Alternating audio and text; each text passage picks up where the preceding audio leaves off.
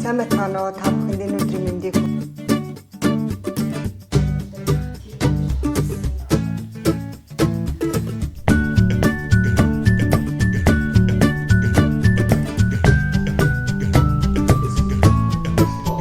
Сайн байна уу? Та бүхэнд энэ өдрийн мэндийг хүргэе. Тамхины тухай үнэн нийгмийн эрүүл мэндийн үндэсний төвөөс бэлтгэн хүргэж байгаа подкастын маань хамгийн ихний дугаар та бүхэндээ хүрч байна. Тэгэхээр энэ подкаст маань No Web чамайг сорсоор төслийн хүрээнд Австралийн засгийн газрын санхүүжилтээр зориг сангийн дэмжлэгтэйгээр хэрэгжиж буй эмэгтэйчүүдийн манлайллын хүрээнд одоо та бүхэндээ хүрж байгаа. Тэгэхээр энэ No Web төсөл маань одоо сошиал медиа ашиглан тамхины тухай хэвшмэл буруу ойлголтыг засах зорилготой нөлөөллийн ажлыг бол хийж байгаамаа. Тэгээд энэ хүрээнд нийгмийн эрүүл мэндийн үндэсний төвөөс хамтран хэрэгжүүлж байгаа подкастын маань хамгийн ихний дугаар одоо эхэлж байгаад маш их догдолж байна. Баяртай байна. Тэгэхээр танд энэ өдрийн мэндийг хүргэе. Бидний урилгыг хүлээж авч хүрэлцэн ирсэн танд маш их баярлалаа. За баярлалаа. Танд бас энэ өдрийн мэндийг хүргье. Манай подкастын эхний дугаар эрсдэл хаанаас эхэлдэг вэ сэдвийн хүрээнд хүрч байгаа. Тэгэхээр Дэлхийн эрүүл мэндийн байгууллагын мэдээлснээр бол дэлхийд даяар жил бүр 8 сая хүн тамхины хэрэглээний улмаас нас барж байгаа. Үүний 7 сая орчим нь бол шууд тамхиталтаас, харин 1.3 сая орчим нь бол дам тамхиталтын улмаас нас бардаг гэсэн юм том мэдээллүүд байдаг юм байна л да. Харин одоо дэлхийд даяар нийт ирчүүдийн 34% нь тамхи татдаг, эмэгтэйчүүдийн нэг 6% орчим нь тамхи татдаг буюу ирчүүдээс харьцангуй цөөн. За тэгэхээр үүнд бол мэдээж нөлөөлж байгаа маш олон л зүйлүүд байгаа. Тэгвэл манай улсын хэмжээнд одоо тамхины хэрэглээ ер нь ямар түвшинд байгаа вэ? Төслийн санаачлагч No Web. Тамхи таныг татна. Подкастын хамтран ажиллагч Нийгмийн эрүүл мэндийн үндэсний төв. Нэн тэргуунд нийгмийн эрүүл мэнд. Подкастын ивент тэтгэгч Beauty God.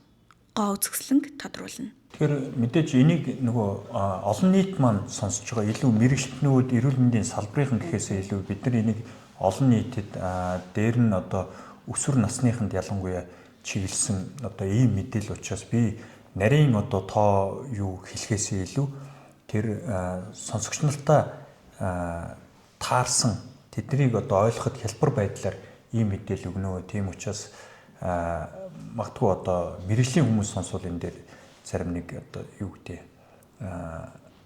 тодорхой мэдээлэл авахыг бас хүсэж ээж магадгүй шүү дээ. Яг гэвэл нөгөө сонсогч маань хэн байна гэдгээс хамаарат мэдээлэл өгөх хэлбэрүүд маань өөр өөр байдаг.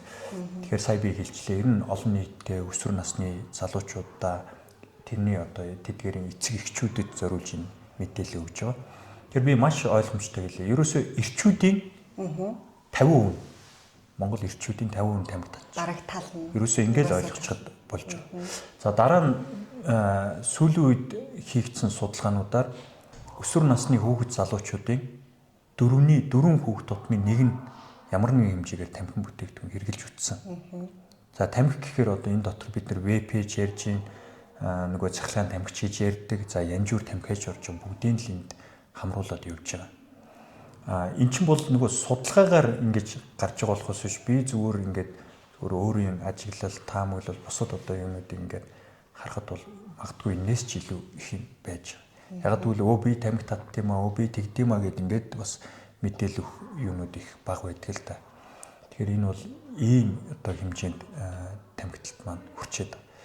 Тэгээд ялангуяа шин төрлийн ийм бүтээгдэхүүнүүд гараад ирэхээр энэ маань тэр шин төрлийн бүтээгдэхүүнүүдийг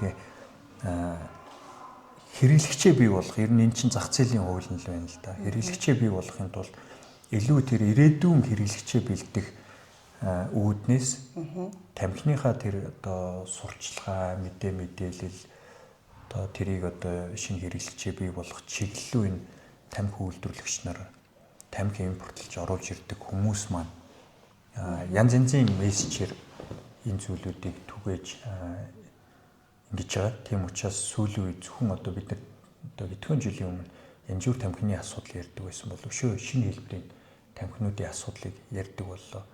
Тэгээд энэний цаана цахилгаан тамхи веб гэл энэний цаана магадгүй дахиад хэдэн жилийн дараа энэ арга хэлбэрээр өшөө өөр донтуулагчийг хэрэглэх болох баг одоо үндсэндээ ийм туршилтын ажил өн чинь болж байна. үнэр амтын те ийм байдлаар энэ жимсний амтаар ингээд дараад ийм байдлаар энэ ирээдүйн хэрэглэгчээ бэлдээд болж ийн гэдэг ийм борг туршилтын ажил тэн дээр явж ийн гэж харж байна.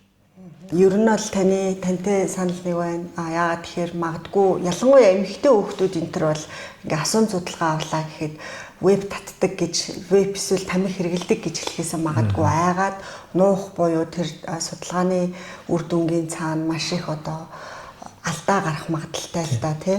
За тэгэхээр сүүлийн жилүүдэд одоо та бас сая дурдлаа электрон тамхи вебийг бол хүмүүс энгийн тамхинаас хор багтай аюулгүй магадгүй заримдаа энэ тамхинаас гарах одоо нэгэн арга зам гэж бол үзээд байгаа. Гэхдээ энэ нь үнэхээр нийгэмд тархсан маш хэвшмэл буруу ойлголт байгаа.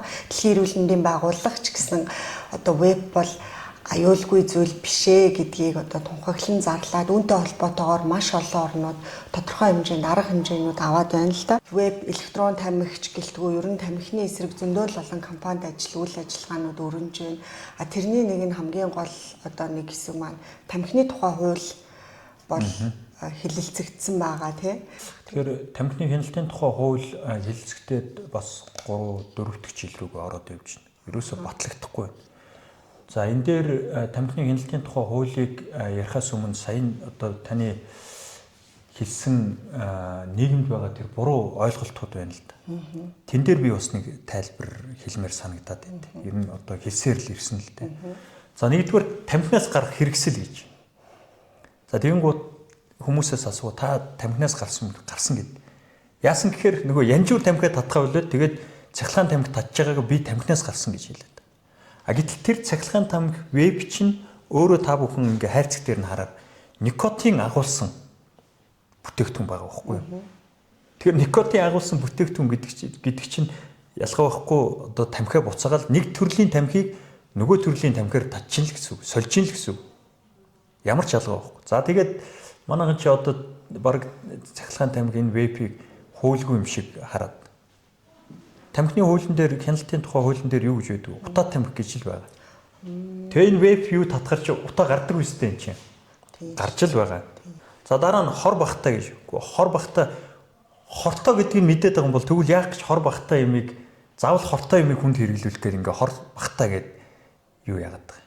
Өсвөр насных нь хин тааж чинь өсвөр насных нь залуучууд энэ чи илүү сонирхож тааж чинь. Тэгвэл заавал хортой юмыг те хор бахтай ч ихтэй ч яга хортой юмыг хэрэглүүлэх гээд байгаа гэдэг ийм логик байгаа байхгүй. Өшөө нэг юм та бүхэн одоо анзаарч байгаа. Энэ цахилгаан тамхи веб энэ шин төрлийн тамхин бүтээгдэхүүн хин нэг тад чинь өсвөр насных залуучууд эмэгтэйчүүд. Тэгвэл тамхинаас гарах хэрэглэл гэж тэр сурчлаад байгаа юм. Тэгвэл энэ өсвөр насныхан энэ эмэгтэйчүүд маань ямар тамхи татдаг болоо те өсвөр насны хүүхдүүдийг бодоод үзэлдэ. Тэгээд янз бүр тамхи татчихсан тэр хүүхдүүд чи одоо тамхинаас гарах гэж вебтэнд ороод байгаа юм уу? Ерөөсөө л анх хэрэглэхдээ л веб хэрэглэж эхэлж байгаа байхгүй юу? Анх хэрэглэхдээ л тэр цахилгаан тамхи чинь хэрэглэж үзэж байгаа байхгүй өсвөр насны хүүхдүүд. Магадгүй тэг бид нар одоо 40-50 настай хүн байвал тийм байна гэж ойлгож. Гэхдээ түрүүн тайлбарлалаа. Тэр хүмүүс чинь нэг төрлийн тамхинаас гараад нөгөө төрлийн никотина тамхиа татчил байгаа байхгүй юу? Тэгвэл ер нь өсвөр насндаа одоо ингээд веб хэрэглээд тэр нь тодорхой хэмжээнд донтоод тогтмол хэрэглээд байгаа тохиолдолд насан туршны дараа одоо байнгын никотины хамааралтай буюу тамхи хэрэглэх магадлал хэр өндөр байдаг вэ? Үгүй ерөөсөө л эн чинь би түрүүн бас дахин хэлээ да. Ерөөсөө л эн чинь ирээдүйн нөгөө бизнесийн чинь ирээдүйн хэрэглэгчэл бий болгож тамхинд судалгаагаар тамхинд орох нас 19-с 20 нас тамхи татаж эхэлсэн нас нь 19-с 20 нас дунджаар тийм байсан шүү дээ. Одоо эн чинь бүр юу 12 3 нас тэгэл одоо та бүхэн эргэн тойрноос бүх хүмүүсээ л байна. Хүүхдүүдээсээ гэр бүл найз нөхдөсөө тэгээ нөгөө веб тамхи эднэр чи яг одоо нөгөө хурц үнэрийн тэ тамхины тэр үнэрийг янз бүрийн жимсний үнэрээр ингээд өөрчлөөд өнгө үзмжийн хүртэл харахаар баг одоо гэлцал одоо баг л зарим нь инглисээр зүүцсэн одоо гоё юм уу те. Гэтэл янжуур тамхиг хизээ байдлаа. Янжуур тамхиг одоо дотоод орчин татахгүй олон жил яг ингээ хөвчсөн байхад одоо нөгөө вебийг бол спорт зааланда сургуулийнхаа анги танхимд одоо хаана л одоо татаад яваад байна л да. Тэгээ тэрийг одоо би яг дөнгөж 7 хоногийн өмнө тэмцээн дээр байж байсан. Яг тэмцээн болж байхад эсрэг талд эмгтэй одоо тамирчид маань эсрэг талд яг ингээд юм дээр талбай дотор суудсан. Тэгээ хоёр хүн нэг одоо цахилгаан тамхи ингээд дамжуулаад яг миний өөдөөс хараад би үнэхээр тэгээ тэр эрүүл мэндийн салбарынхан байсан. Ингэтлээ нөгөө энэ тамхины үйлдвэрлэгч, импортлогч нарын чинь санаа бодол ингээд эн чинь хэвэн юм гэж ингэж ойлгуулсаар байгаад эн чинь хэвэн юм хаанч ингээ хэрэглэн гэдэг энэ маш аюултай хор уршиг энэнийг л хэлээд байна. Ийм энгийн юм шиг болтлоо. Шөө би нэг харамсалтай, маш харамсалтай юм байли. Эрүүл мэндийн яамн дотор манай эрүүл мэндийн тэр яамнд одоо ажиллаж байгаа хүмүүс маань татаа сууж ирсэн. Тэгээ би шаардлагатай байсан. Наа чи та нар яамд ажиллаж байгаа хүмүүс те. Тэгээ одоо ийм юм ерөөсө татч болохгүй. Тэгсэн нэг нь сонсч байсан араас эн чинь баг тамхи биш тэг. Ийм хүртлээ бид нар те цахилгаан тамхи энэ үнэхээр бүр эмгэнэл. Үнэхээр бүр эмгэнэл эрүүл мэндийн яам штэ та хүн бодоод үзэл. Би нэг бол зориуд хэлмээр санагдаж байна. Спорт зааланд эмгтээчүүд маань, тамирчид маань өөрсдөө ингэж эрүүл мэндийн яам дотор би эрүүл мэндийн яам дотор байгаа штэ гэж эсвэл тэр одоо цахилгаан тамхиг чинь баг одоо зүгээр штэ гэдэг. Ийм болтлоо нийгэм маань ингээд өөрчлөгдсөн. Үнэхээр энэ хоёрхан жишээ бид нэр та нар одоо тэр одоо харамсалтай юм зүйл. За тэгээд тамхины хяналтын тухай хуулийн талаар ярих юм бол сүүлийн 3-4 жил батлуулах гээд ерөөс батлагдахгүй өдрийг хүртэл хойшлуулаад яваад. Би энэний цан ганц л юм хэлж байгаа. Энэ бол тамхи үйлдвэрлэгч, импортлогч нарын ерөөсөө л одоо татвараас зайлсхийсэн арга хэлбэр. Маш их хэмжээний би тэгж хэлнэ. Маш их хэмжээний татвараас зайлсхийж байгаа. Тэм учраас тэр улс төрчдийг шийдвэр гаргагч нарын лоббидод энийг аль болох удаачруулад энийг батлуулахыг явж байгаа одоо хүмүүсийг харлуулах бүхий л одоо тэнд бол тэр их татврынхаа жоохон хувийг л зарцуулж байгаа. Жоохон хувийг зарцуулаад тэр их татвараас ингээл зайлсхийгээд өшөөч энэ одоо магадгүй хэдэн жил үргэлжлэхийг хэлж мэддэг. Ягаад тэгж юм гэхээр энэ цахилгаан тамхи веб энэ зүйлүүд маань онцгой албан татвараас зайлсхийсэн. Онцгой албан татвар одоогоор тавигддгүй тийм бүтээгдэхүүн. Тэгээд цахилгаан бараа гэдгээр орж ирд. Би энэ зүгээр л одоо ер нь бол бид нар тэртээ тэргүй никотин агуулсан. Утаа гардгүй гардаг. Энэ зүйл заал дээр өнөөгийн мөрдөж байгаа одоо дүрм журмаараа ч гэсэн уг нь татвараа онцгой албан татвараа ногдуулаад явчих боломжтой гэж харддаг уул нь бол. Гэтэл энийг ингээд цахилгаан бараа гэж бүртгээд тэгээ саях шиг одоо энгийн хэрэглээ шиг явсаар байгаа.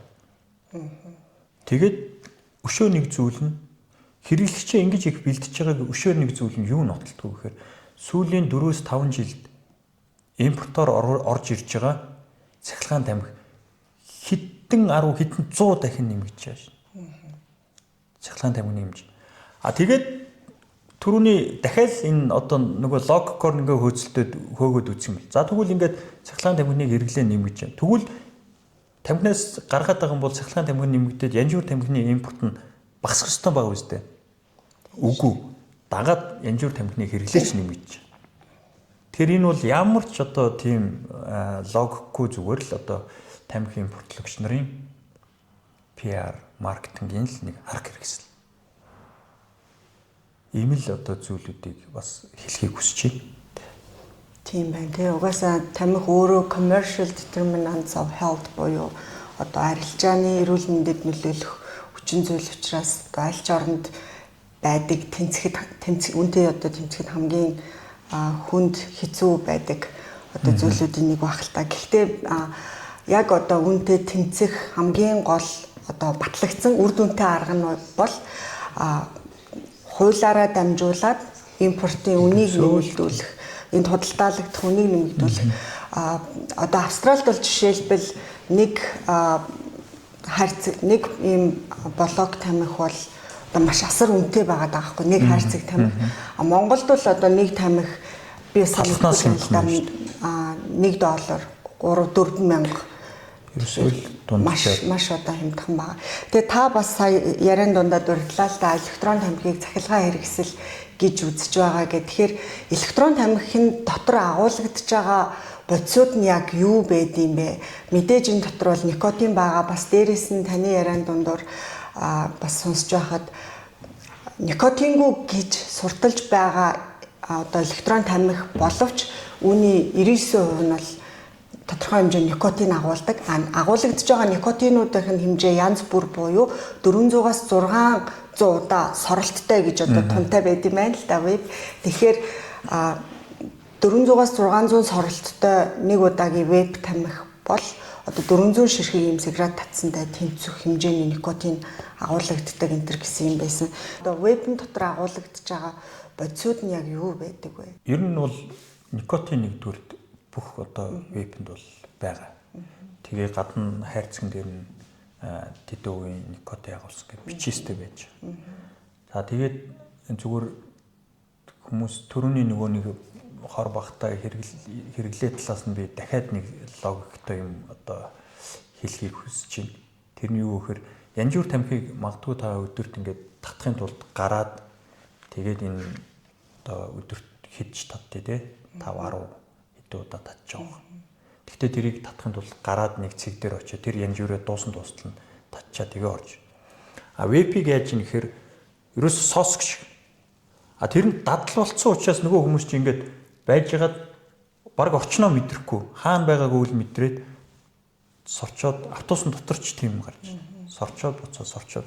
Тэгэхээр энэ юу гэсэн үг гэхээр давтамж нь маш их нэмэгдэж. Тэр олон соролтуудыг хийх боломжтой. Тэгээ янжуурыг одоо юу хими одоо 20 сороод гэдэг юм нэг 30 сороод дуусчихвал тэр нөгөө юу гэж хэдэн 100 дахин сорж байгаа. Ийм асуудал байж байгаа. Тэгэхээр никотин энэ бодисууд авал. За дараа нь та бүхэн мэдж байгаа. Янз янзын үнэр амттай байна. За энэ үнэр амтууд юу бүгдээрээ янз янзын одоо тэр үнэр амт оруулагч химийн бодисууд. Тэр тэрнээс хамаарат тэр бодисоос хамаарат маш олон химийн бодис. Би зүгээр энийг юутай зөвөрлөдгөө гэхээр жишээлбэл та ингээд юу гэдэг би зүгээр нэг бүр юугаар хэлээ. Ариун цэврийн өрөөнд агаржуулагч байгаа. За агаржуулагчийг цацгаар тэнд нэг юм үнэр гараад ингээд. За тийм юмыг ингээд та сорж ийн гэд зүгээр бодоод үз. Тийм зүйлийг. Тэрнтэй ер нь агаар нэг. Тэн дотор тэр үнэртүүлэгч юу чинь ингээд янз янзын одоо цэцэг навч одоо юу гэдэг гоё үнэр ингээд яаж штт. Тэрийг бол бид нар хамраараа амьсгалж байгаа. Тийм зүйлийг бүр уушгаараа амьсгалж ийн гэд бодоод үз. Тэгэхээр ч одоо цуснд л орно гэсэн үг шүү дээ. Тэгээ ойлгомжтой. Энэ бол тийм учраас энэ урт хугацаанд өшөө олон ийм химийн бодисын нөлөөллүүд хүний эрүүл мэндэд үзүүлэх юм.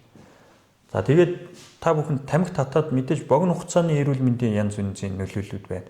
Гэтэ ихэнх тамхи юмнууд чинь урт хугацааны нөлөөлөв. За тэрийг 5 жил татлаа, 10 жил татлаа.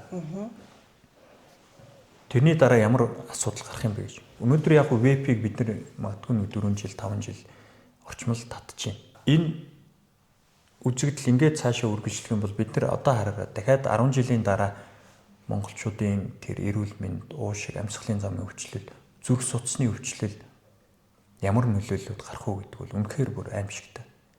Өшөө нэг зүйл бид нар тэртээ тэргүй одоо монгол хүний нас баралт өвчлөлд ямар эрт хүчин зүйл байгаа юм бэ гэдгээ айл хэдийн тогтооцсон. Хамгийн чухал юу нь бол ерөөсөө л зүрхний шигдээс тархины цус харуулт байж. Тэгээ тэр хоёр өвчнөд нь юу хүргэж байгаа юм бэ гэдэг. Ялангуяа эрчүүдэд тэгээ эрчүүдийн 50% тамхи татчихна гэдэг төрөн бий хэлсэн. Эрчүүдэд хамгийн нэгдүгээр хоёрдугаар гол шалтгаан бол ерөөсөө л арх тамхи гэдэг л хоёр юм байна. Маш ойлгомжтой юм байхгүй арх тамхи гэдэг хоёр юм байна. Тэгээ ихэнх хүмүүс маань зарим тэгж буруугаар бол энэ химийн бодисыг би уушгаар авч байгаа уушгины хавдар тусах байх эсвэл уушгины ямар нэгэн эмгэг тусах. Гэтэл тэр нь цуснд нь ороод зүрх судасны энэ олон өвчлөлүүдийг бий болгодог. Тэгэхээр судас очтгүй эргэтэн гэж байхгүй учраас судсаар тийжээ гэж бүх эргэтэн тийж. Тэр юм чинь зөвхөн зүрх судаснаас гадна бүх эргэтэн системдээ очиж одоо энэ химийн одоо хорт бодисын нөлөөлөл очиж гинэ л гэдгийг ойлгох хэрэгтэй. Эргээд одоо өнөөдрийн үндсэн подкастынхаа сэдв рүү оръё л да. Эрсдэл хаанаас эхэлдэг вэ гэж. Тэгэхээр түрүүн таны дурдсан одоо сургууль орчмын заа үйлийн судалгаагаар ч гэсэн нийт хүүхдүүдийн маань одоо 14 наснаас өмнө хүүхдүүдийн 35% нь одоо анхудаа тамхиг ямар нэгэн байдлаар оролдож туршиж үзсэн байдаг байхгүй электрон тамхич болон энгийн тамхич байсан гэсэн. Тэгэхээр яг өсвөр насны хүүхдүүд маань өөрөө яг ийм зөв шийдвэр гаргах чадваргүй эсвэл одоо үе тэнгийн одоо дарамтанд ордог ч юм уу эсвэл ангийнхандаа найзуудаа кул харагдах гэж ялангуяа одоо хөвгүүд бол ийм одоо ийм кул хөвгүүн гэдгээ батлах гэж ч юм уу ингээд магадгүй тамхиг сорж ингэж үздэг баг. Тэгээд гэрт нь аав нь нөгөө ах нь ингээд магадгүй их чинь татж байгаа бол энийг энгийн татаж болох үзэгдэл юм байна гэд ойлгоцсон байгаа шүү дээ. Тэгэхээр яг энэ одоо эрсдэл бол яг хаанаас эхэлдэм бэ? Одоо энэ хүүхдүүд маань Монголын ирээдүй. Тэгэхээр Монгол улс өөрөө халдварт бус архаг өвчнөөрөө одоо маш их энэ өвчин бол Монголын хувьд маш их дарамт болж байгаа буюу нас баралтын маш өндөр шалтгаан болж байгаа. Тэгэхээр энэ яг эрсдэл магадгүй энэ өсвөр насны энэ хэсэгт эхлээд байна. Энэ эрсдэл яг хаанаас одоо эхэлдэг вэ? Тийм. Тэгэхээр бидний 2019 оны STEPS судалгаа халдварт ус өвчнөд нөлөөлж байгаа эрсдэл хүчин зүйлийн судалгаа харамсалтай тэрнээс хойш судалгаагаа давтаж хийгээгүй байна л да. Гэхдээ өөр одоо сургууль суурилсан бусад хэлбэрийн олон судалгаагаар зүгээр хэрэглээ ямар вэ гэдг бол түрүүний хэлсэн 4.1 5.1-ийг татж байгаа гэдэг. Энэ бол одоо гарцсан судалгаанууд 23 онд 24 онд гарцсан юм судалгаанууд. Тэгээд 19 онд тэр тамхи хэрэглэгчийн нас ер нь нэг сүүлийн 10-20 жил бол нэг 19-с 20 насны хооронд л тамхи татаж эхэлж ийсэн. Дундаж наснд татаж эхэлж ийсэн нас тийм байсан баг. Гэтэл одоо энэ төрлийн тамхи гараад ирэхээр энэ бол эрс одоо залуучаад тэгээд энэ эрсдэл хаанаас эхэлж байна гэхээр энэ эрсдэл өсвөр насныхнаас л эхэлнэ угаасаа. Яагаад өсвөр насныхнаас эхэлж байна гэхээр тэр тамхи үйлдвэрлэгч тамхи одоо импортлогч нар чинь тэр насны бүлэглүүл угаасаа чиглэж байгаа. Дэлхийн нийтээр шүү. Зөвхөн Монголыг хэлээ. Дэлхийн нийтээр тэр насны бүлэг хүмүүсийг донтуулчвал яах нь вэ? Тэр хүмүүс чинь насан туршдаа л татах гэдэг байгаа байхгүй. Тэгээ нэг зүйлд донтчих юм бол өөр бусад одоо ийм донтуулагч бодисууд донтох магадлал нь бас нэмэгддэг. За тэгээд тэнд нь юу нөлөөлж ийнэхээр найз нөхдүүд нь мэдээж ойлгомжтой найз. Яг бидний нүдэн дээр болж байгаа. Төрөний саяын хэлдэг ингээд хоёр тамирчин нэгэндээ ингээд хуваалцаад яаж байна. Гудманд хараараа гудманд алхаа явж байхад яг одоо хоёр найз ярилцаад бас эмгтээж. Миний одоо өөрийнхөө би туршлагууд дээр л ярьж штэ. Тэгэхээр та бүхэн энэ үзэж байгаа хүмүүс ч гэсэн эргэн тойронд ингээл хар. Маш ойлгомжтой. Сороод тэ энэ ийм амттай ийм гэд ингээд яриа гэж. Хоёр яг өсвөр насны хоёр хүүхдүүд эрэгтэй эмэгтэй хоёр хүүхэд. Нэг нь сорж яснаа нөгөөхтөө өгөөд тэгээ сорж яснаа салаа гэж. Өөрөөр хэлбэл тэр юу арав. За явахаас өмнө хэд сороод авъя гэдэг байдлаар. Тэгээд өшөөнийг энэ бол ингээд найз нөхдийнхөө өрөөнөөс анги хамт олонныхоо өрөөнд. Өшөөнийг зүйл нь эцэг эхчүүдийн нөлөөл. Эцэг эхчүүд нь тэ 50% тамхи татж байгаа юм чинь нөгөө нийт одоо гэр бүл юуных нь 50% нь гэртээ ямар нэгэн хэмжээгээр тамхи татж байгаа. Манай орцонд байдаг л да. Би одоо харах илрүүлж чадаагүй ч гэсэн янз бүрийн постэр аваачаал наагаал ингээл бас юу. Орцондоо тамхи татаад байгаа юм. За тэр яагаад орцондоо татчих юм гэхээр нөгөө төрөний бас л би нөхөр логик гэлээр хортой гэдгийг тэр нөхөр мэдээд байгаа байхгүй. Тэгээ гэрийнхнийгөө хордуулахгүй орсныхоогоо хордуулаад байгаа байхгүй. Тийм байгаа юм шүү дээ. Хоргон бол тэгвэл гэртэл татаал байл та. Яг ч орцонд гарч ирж татаад байгаа тий. Тэгэхээр тэр үнэр нь юм уу тэр юу никотин хортой гэдгээ мэдээд байгаа. Тэгээ мэдсээр байж одоо ингээл татаад байна. Тэгэхээр тэр эцгийнхээ нөлөөллүүд энэ дээр байж байгаа. Аав ээж нь тамхи татдаг бол ойлгомжтой шүү дээ чинь нүдэн дээр нь тамхи татаал ингээл хэвэн юм шиг дөрөвний л нөгөө гэлдэг хэвэн. Тэр та бүхэн ингэж бодоор тамхи зөвхөн ингээд хажууд нь татгаар л тамхин дам тамхитланд өгтөөд байгаа юм ерөөс биш байхгүй. Одоо ингээл тамхи татсан хүн манай өөрөө мөрөнд орол ярьслага юу яриамаар яхад тэг зөндөө хол зайнаас яхад тэр хүнээс нэвч тамхи. Тэр чинь юу тэр агаар туслаад тэр хүнээс ямар нэгэн никотин ямар нэгэн химийн бодис ялгаахгүй тэр нөгөө хүн хордуулж байгаа юм. Тэгээ зарим нь хэлдэг. Үгүй одоо бараг 2-3 цагийн өмнө тамхи татсан шүү дээ. 2-3 цагийн өмнө тамхи татхад тэр нөлөө нь арилахгүй нэ гэж бодож. Өшөө тэр чи хувцсанд нь шингэн, бүх юмд нь шингэн. Тэгэхээр тийм эцэг ихэн тамхи татдаг бол тийм нөлөөлөл тэр хүүхдүүдэд үзүүлж. Тэгээд тэр үнэрнт нь яах нь вэ? Тэр дотор чи нөгөө никотин бусад химийн бодис юмнууд биш. Тэр юм хүүхд яаж ийн? Төрхөөс авахулаад төрхөөсөө ч өмнө тэр юу л ингээл дасаад донтоод л яваад байна гэсэн. Тийм учраас хаанаас эхэлж ийн гэдэг чинь маш ойлгомжтой.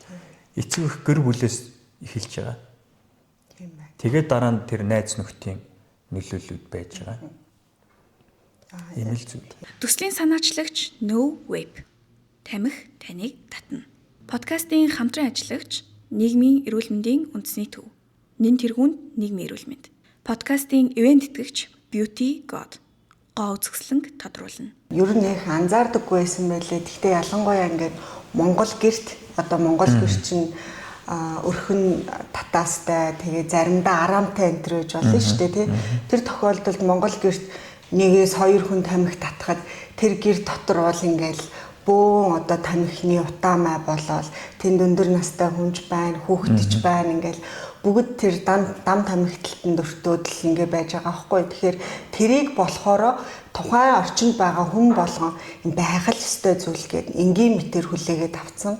Тэгэхээр энэ хандлагыг өөрчлөхөд бас одоо нэлийн цаг хугацаа орхол багтаад зарим хүмүүс болохоор би цөөхөн тамхи татдээ штэ, заримдаа найзуудтайгаа гадуур гарахтаа л тамхи татдаг. Тэгэхээр гайгүй би бараг тамхичин биш. Эсвэл би ер нь хүсвэл болчих штэ, эн чин одоо надад эрүүл мэндийн ямар нэгэн тийм гаж нөлөө мэдрэгдэхгүй байгаа гэд өөрийгөө зөвтгсөн одоо өөрийгөө тамхи татж байгаа нь буруу зүйл хийж байгаа гэж хүлээн зөвшөөрөхгүй байгаа байдлууд ажиглагддээ штэ. Тэгэхээр энэ талаар та ер нь юу гэж бодож байна?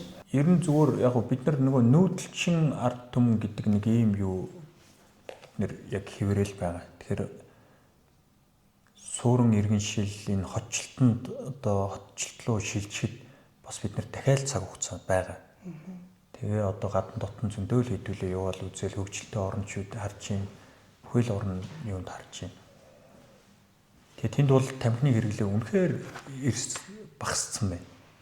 Эрс багассан байна. Үнэхээр бараг одоо тамхи татт юм уу юу л гэлтэй татж байгаа маш цөөхөн ингэж одоо нийтлэг юм байна. Тэгэхээр тэрэнд нөлөөлөхийн тулд энэ монгол хүний дадлыг ер нь яаж өөрчилдөг юм бэ? Энэ монгол хүний нэг энэ заншлыг дээр суурлаж яаж өөрчилдөг юм бэ гэдэг ийм арга замыг л бид нэр одоо олмоор байна. Тэгээ тэр арга зам нь хэдүүлээ ингээд энэ хүрээнд яриад байвал маш их л зүйл байна л да. Нэгдүгээр мэдээж энэ хуулийн хүрээнд энэ асуудлуудыг хязгаарлах татврын асуудал, энэ зохицуулт янз янзын юм бид нэр хийхээс өөр. Энэ яг энийг хийхээр эн чинь хувь хүн лүү те зөвхөн та тамхинаас гараасаа гэж ганц хүнтэй ажиллаж байгаа юм биш. Нийтээр нь нөлөөлөл үзүүлэхийн гол чухал юм байгаа даа. Тийм учраас энэ хуулийн өөрчлөлтийг бид нэр хийхээс өөр. Өшөөж сайжруулах заалтууд байгаа. Өшөөж цаашаа энийг хийгээл 5 жил хөдлөхгүй гэсэн үг ерөөсөө биш. Дахиад бид нар дараагийн нэмэлт өөрчлөлт шинжилсэн найруулгыг оруулж ирэх ёстой. Тэгэхдээ эхний ээлжинд энийг бодлоо. За дараагийн ээлжинд бол ерөөсөө энэ хүмүүст яаж ямар замаар нөлөөлөөд ягаад одоо түрүүний яг асуулттай ч холбоотой хизээ тамхи татаж эхлээд байгаа ямар одоо энэ тамхи татаж эхлэхэд нь юу нөлөөлөд байгаа тэрнлүүн чиглэсэн зүйлүүд. Жишээлбэл бид нэр одоо нөгөө малчид маань нүүдэлчин ард түмэн маань багаас нь эхлүүлэл ганцаар дамжуулаад тэгээ яг уу хаа сайгүй л энэ байгаа. Гэхдээ яг үнэн байхгүй. Яг гэртээ тамхи татна. Би одоо тэрийг нэг юм ялгуурлаж одоо тэр нь дэгдэг энэ ингэдэг гэж ярьж байгаа юм ерөөсөө биш шүү. Гэхдээ яг гэртээ тамхи татна.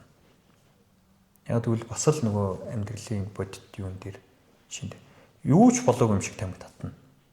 Тэр үр хүүхдэн ч байж гин, гадны хүмүүс ч байж гин, хинч байж гин.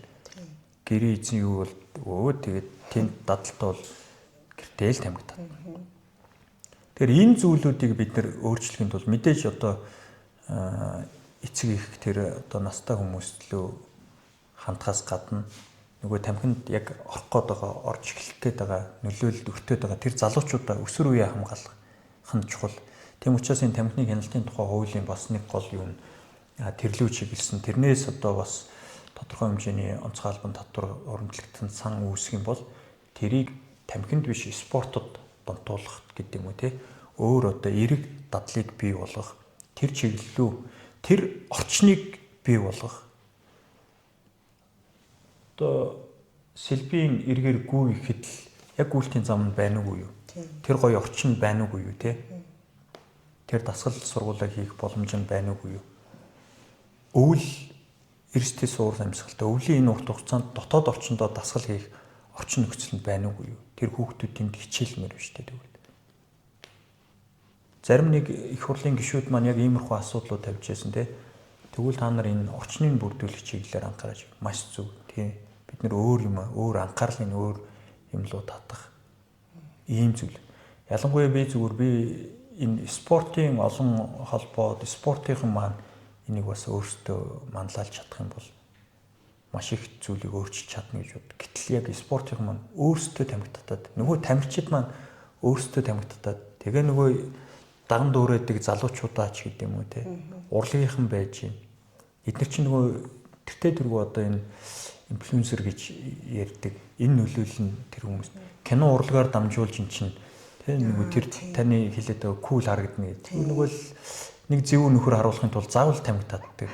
Оо яг зөв ийм нэг хүчирхэг ийм эрэгтэй дөрүүд энэ төр бол ер нь л тамхитай тий. Одоо тэгж нөгөө нэг чон харж ээж нэг өсвөл хэмэрн сэргэн гэдэг чиг тамхи татчихж хүчирхэг харагдана гэж байгаа бол тэр бол хүчирхэг эрэгтэй хүчирхэг эр хүн биш л гэж хэлмээр байна. За танд маш их баярлалаа. Тэгээд өнөөдөр бид эрсдэл хаанаас эхэлдэг вэ сэдвээр хамгийн ихний одоо цуврал подкастынхаа дугаарыг хийж дууслаа. Дараагийн удаа та бүхэндээ тамхи түнчлэн одоо электрон тамхины бие махбодод үзүүлэх хор нөлөөрний талаар ярилцах болно. Өнөөдрийн подкастыг ивент итгэсэн Beauty God брендийг танилцуулж байна. Энэ брэнд нь 2021 онд Монголын одоо ширүүн хүйтэн уур амьсгалд зориулж арсыг гүн чигшүүлэх үйлчилгээтэй бүтээгдсэн байлээ. Тэгээд ялангуяа охид ээж эмэгтэйчүүдийн гоо үзэсгэлэнг илүү тодруулах зорилготой. Гэхдээ өнөөдөр Баттуур дарагт маань бас гарын бэлгээ явуулсан байгаа. Бас ирчүүдийн бүтээгдэхүүн үйлдвэрлэдэг гэсэн. Та хүсвэл бэлгээ задлаад үзэж байна. За хавар болоод нэг сайр ирээд байгаа мод тариад ганц нэг өдөр бас гадуур явсан дороо ер нь харалж илээ. Тэгээ би бодож байсан. Нарны хамгаалал яар монголчуудын бас нэг юу вэ шүү дээ. Нарны тэр хамгаалах тос мосыг ялангуяа ирчүүд гэхээр л одоо тий та бас хэлээд байна. Охид эмэгтэйчүүд л гэдэг. Энэ чи ирчүүд маань ядаж нарнаас хамгаалах тий энэ тосоо төрөгчүүл ингээд нэг харлаад байхгүй яваад байх боломж өгнө баймаар байна. Тэгээ энэ арсны арчилгаа гэдэг бол их чухал юм байлээ. Илүү байгалийн гаралтай маш гоё бэлэг байна шүү. Ямар тий яг л нөгөө нарны хамгаалалт маань энэ байна л да. Тэгээ энэ нарны хамгаалтыг эх 7 хоног бас мод тарих өдөр. Тэгээ ийм гоё бэлэгтэй байх юм бол би дахиад энэ подкаст чи орж болно үстэй тий. Таны бас тэгээд нэг жилийнхээ нөөцийг бэлдээд орчмоор юм байна. Тэгээд эх 7 хоног бас мод тарих өдөр тэр бум мод ерөнхийлөгчийн санаачлагын тэр бум мод маань маш амжилттай хэрэгжиж байгаа. Одоо хавар болгон л намар хавартаа одоо монголчууд нийтээр мод тарьдаг. Тэр үед одоо энэ төгс хамгаалтаа зүгээд тэгээд нэг энийг хэрэглээд дахиад нэг 14 хоногийн дараа юм уу 21 хоногийн дараа танай подкаст дахиад нэг орчмоор байна. Тэгээд аксент ямар өөрчлөлт гарсан байна хэдүүлээ нэг хамтдаа харъя да гэ. За баярлалаа. За баярлалаа үзэгчдээ. Та бүхэн энэхүү хэрэгтэй мэдээллийг цаашид хэрэг болох хүмүүст нь шеэрлээрэй. Өнөөдөр бидэнтэй хамт байсан баярлалаа. Төслийн санаачлагч No Web. Тамхи таныг татна. Подкастын хамтран ажиллагч нийгмийн эрүүл мэндийн үндэсний төв. Нэн тэргуунд нийгмийн эрүүл мэнд. Подкастын ивент итгэгч Beauty God. Гоо үзэсгэлэнг тодруулна.